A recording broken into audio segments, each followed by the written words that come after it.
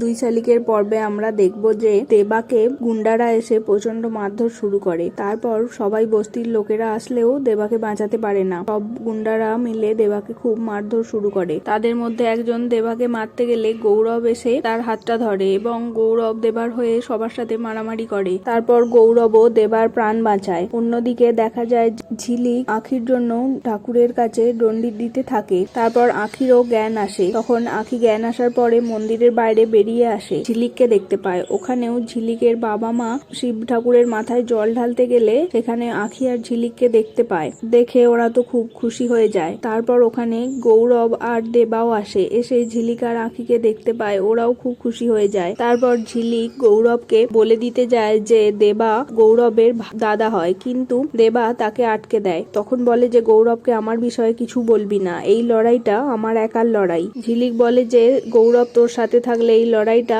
জিততে তোর সুবিধা হবে। দেবা বলে না, আমার লড়াই আমি একাই লড়তে চাই। তখন পুষ্পমাসি বলে যে তোমাকে কি করে যে আমাদের বাড়ি যেতে বলি? হ্যাঁ, ও যাবে, যাবে না কেন? জামাই বরণ করে। তারপর পুষ্পমাসি ঝিলিককে ঘরটা ছেড়ে দিয়ে ওরা আমার মান ভাঙাতে হবে। গৌরব বলে যে মান ভাঙাতে হবে কিরকম করে, সেটা বললে একটু ভালো হয়। তখন ঝিলিক বলে যে আমাকে ছাতাবাড়ির রানী করে রাখতে হবে।